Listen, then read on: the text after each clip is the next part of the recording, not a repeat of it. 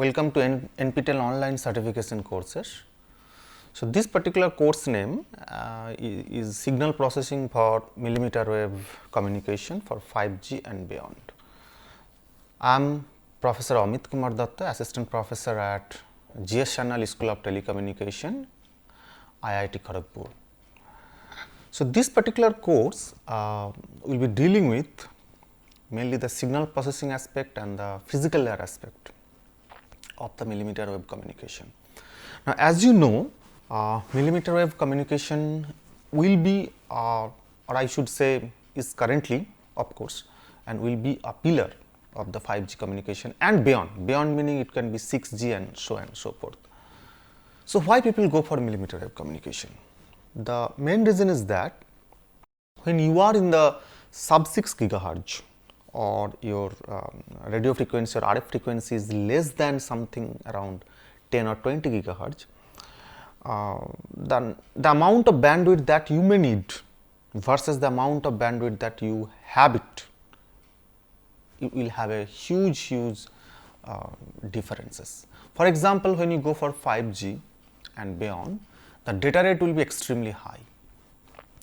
People are talking of 1 Gbps data rate, it can even be more than that, uplink, downlink speed. Now, to support that kind of data rate, increasing the number of antennas may or may not be the right idea. Of course, increasing number of antenna could be one of the solution, but at the same time, the available bandwidth will also be one of the issue.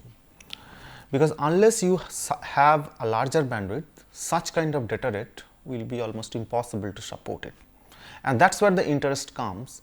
What if I would like to go beyond my operating RF frequency, which is less than 6 gigahertz or something around 10 gigahertz. Because moment you go to higher RF range, the advantage is that it will have available bandwidth, because most of the spectrum will be available. So, you can have 500 megahertz bandwidth, you can have a 1 gigahertz bandwidth, you can have even more, maybe 5 gigahertz, 10 gigahertz bandwidth also. Now, if you want to have that level of bandwidth requirement for supporting a huge data rate, naturally you have to go for millimeter wave. Now, moment we say that we would like to have a millimeter wave communication, it does not come so freely, in the sense that it comes with a lot of other disadvantages, right? Because if the RF increases, the first problem that will happen is the path loss. Because of the path loss, you cannot increase the range of your visibility of the base station. So, what are the signal processing aspect that should be deployed at the base station or at the mobile station, such that we can support such a large bandwidth with a very higher RF, and this is precisely this course is talking about. The course will be first starting from a very basic channel model, not from the millimeter wave concept, but from a basic lower RF level. Why it is required? Because to understand the millimeter wave, you have to first understand what has already been done and what is the other channel model or the signal processing aspect at the lower level. Once you know that, then we can take it forward for the higher RF, and this is how the course will be structured. So, the course will be first starting from a basic channel model, which is the normal ray tracing model for the wireless communication channel, and then what are the little bit signal processing like equalizer, precoder, those kind of things will be addressed. Once those things are addressed, then we will directly go to the millimeter wave and we will try to understand what are the changed channel model and what is the signal processing that will be involved here. So, this course will be probably 20 to 30% will be what has already been done in the 6 gigahertz, sub 6 gigahertz, and then next 60% would be talking about the different millimeter wave aspects like beamforming, like antenna selections, MIMO, wavedom beamforming, those kind of things all will be addressed very well in this particular course. We hope that this course will enable you for designing millimeter wave communication system at academic. At the same time, it will also enable you at the corporate level. We try to give the materials in this course as updated as possible.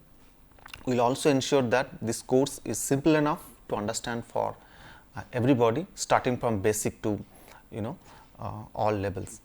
So, with this I conclude that this course will be really important for somebody who wants to take up physical layer communication system as one of their career as well as an academic research component, and because this will be directly talking about millimeter wave.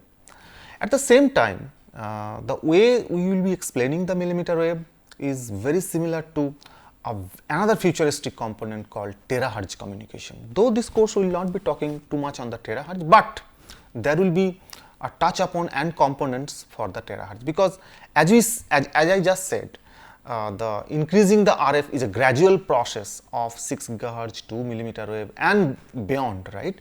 So, natural extension from millimeter wave will also be a terahertz communication. So, this course will also touch upon some of the channel aspect of the terahertz and what could be the future goal or the future aspect for the terahertz communication, that will also be touched upon. So, we believe that this is a composite content that covers the complete wireless communication from 6 gigahertz to millimeter wave and a small touch up on terahertz and the different signal processing aspect, not just the channel model. For example, what are the precoding, what are the equalizer and what are the beamforming techniques, those all things will be covered under these courses. So, we hope this would be an interesting research component as well as this would be a good academic component as well from a course point of view.